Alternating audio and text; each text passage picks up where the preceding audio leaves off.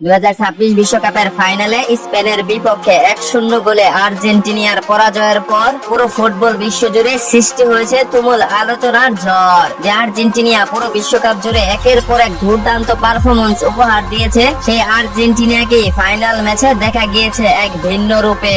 অনেকেই দাবি করছে আর্জেন্টিনাকে এই ম্যাচটি হারতে বাধ্য করা হয়েছে। পৃথিবীর নোংরা রাজনীতি আজ পৌঁছে গেছে খেলার মঞ্চে।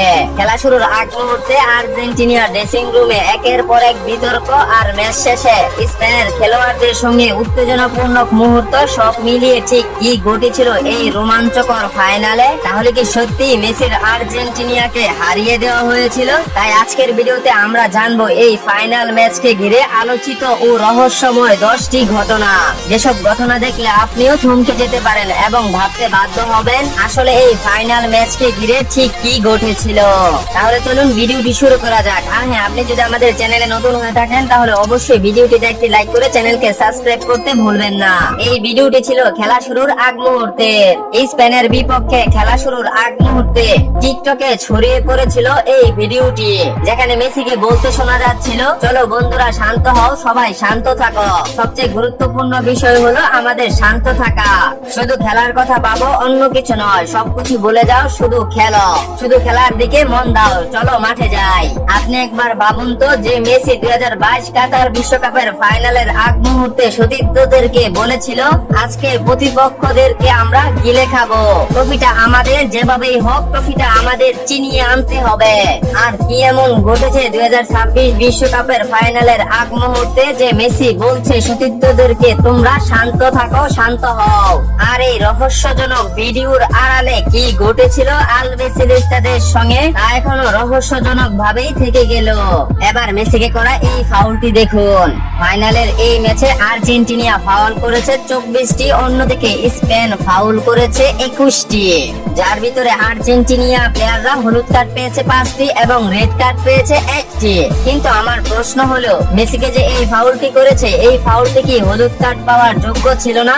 বাকি রহস্যময় ঘটনাগুলো জানার আগে আপনারা জেনে নিন বেটিং গেমের ফ্রিবি 14,000 পর্যন্ত বোনাস, যেটা ব্যবহার করে আপনারা ইজিলি গেম খেলতে পারবেন। প্রথম উইথড্র বিকাশ নগদ যে কোনো অ্যাকাউন্টে 60 সেকেন্ডের ভিতরে পেয়ে যাবেন, আর কমেন্টে দেওয়া লিংকে ক্লিক করে আরো বেশি বোনাস পেতে পারেন। এবার এনজু ফারহান্দেজ যখন বল নিয়ে চলে যাচ্ছিল, ঠিক তখনই এনজু ফারহান্দেজকে ঠিক এমন ভাবে আটকে দেয় স্পেনের ফুটবলার। আর এনজু ফারহান্দেজ যখন দেখলো রেফারি এটি ফাউল ধরেনি, ঠিক তখন রেফারির কাছে আবেদন করার সময় একটু মেজাজ হারিয়ে ফেলেছিল। ঠিক এই মুহূর্তে হলুদ কার্ড দিতে একটু দেরি করেনি রেফারি। খেলার 34 মিনিটের সময় হঠাৎ ইনজুরিতে দেখা যায় লিসান্দ্রো মার্টিনেজকে। টিমের একজন সেরা ডিফেন্ডার যখন ফাইনাল ম্যাচে কোনো কারণ ছাড়া ক্যামেরায় ধরা পড়েনি, এমন কোনো ট্যাকেল ছাড়াই ইনজুরিতে পড়ে মাঠ থেকে উঠে যান, এবং এই ভিডিওর মুভমেন্টটি দেখুন। এবার চলুন এনজু ফারহান্দেজের রেড কার্ডের ঘটনাটি একটু বিশ্লেষণ করা যাক। মারাত্মক কোনো কারণ ছাড়াই এনজু ফারহান্দেজ পেয়েছিল এই ম্যাচে একটি হলুদ কার্ড। আর এই রেড কার্ডটি যখন এনজু ফারহান্দেজ পেয়েছিল, ঠিক সেই মুহূর্তে কি ঘটেছিল? ধরুন এনজু ফারহান্দেজ এটি মারাত্মক একটি ফাউল করলো এবং সেটি রেড কার্ড পাওয়ার যোগ্য, কিন্তু ম্যাচের 90 মিনিটের এই সময় রেফারি কেন বিআর চেক করেননি? বিআর চেক ছাড়াই এনজু ফারহান্দেজকে রেড কার্ড দিয়ে দিল। এবার মেসির সঙ্গে কোকোরায় মুখে হাত দিয়ে কথা বলার এই ঘটনাটি দেখুন। এবারের বিশ্বকাপে মুখে হাত দিয়ে কথা বললে সরাসরি রেড কার্ড পাবে ফুটবলাররা, কিন্তু মেসি যখন আবেদন করলেন সে মুখে হাত দিয়ে আমার সাথে কথা বলেছে, রেফারি এটাকে পাত্তাও দেয়নি। ফাইনালের মতো এমন বড় একটি মঞ্চে রেড কার্ড খেয়ে 10 জনের দলে পরিণত হয়েছে আলবিসেলেস্তারা। আর ঠিক এই মুহূর্তে ওই দলের অধিনায়কের কোনো কথাই শুনলেন না রেফারি, আর সেই অধিনায়কটা ছিলেন পৃথিবীর সর্বকালের সেরা ফুটবলার লিওনেল মেসি। এখন পর্যন্ত যেসব ঘটনাগুলো দেখেছেন, এই 4-5টা ঘটনা কি আপনার কাছে কাকতালি মনে হয়? যদি তাই মনে হয়, বাকি ঘটনাগুলো একটু দেখুন।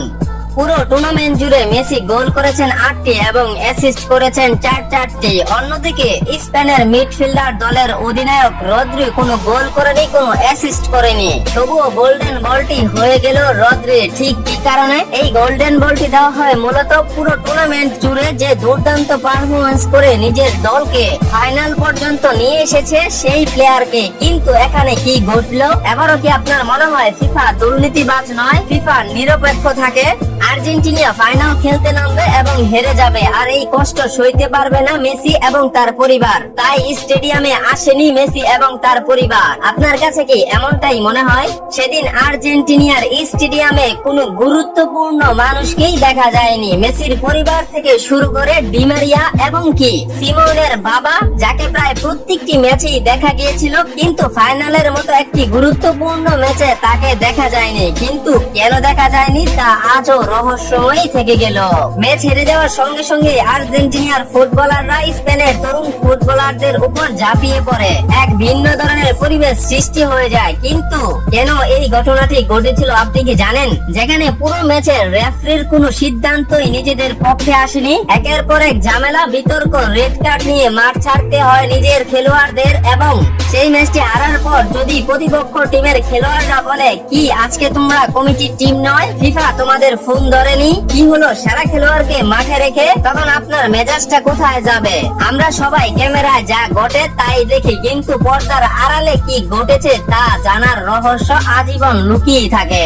স্পেনের এবারের বিশ্বকাপে দুর্দান্ত খেলেছে, সঠিক দাবিদাররাই পেয়েছে এবারের বিশ্বকাপ, কিন্তু ফাইনাল ম্যাচকে ঘিরে আর্জেন্টিনাকে ঘিরে যে রহস্যময় ঘটনাগুলো রয়েছে তার উত্তর কি কখনো মিলবে, নাকি আজীবন সেই উত্তরগুলো রহস্যময় ভাবেই থেকে যাবে, তা জানতে চায় আর্জেন্টাইন এবং আলবিসেলেস্তাদের ভক্তরা।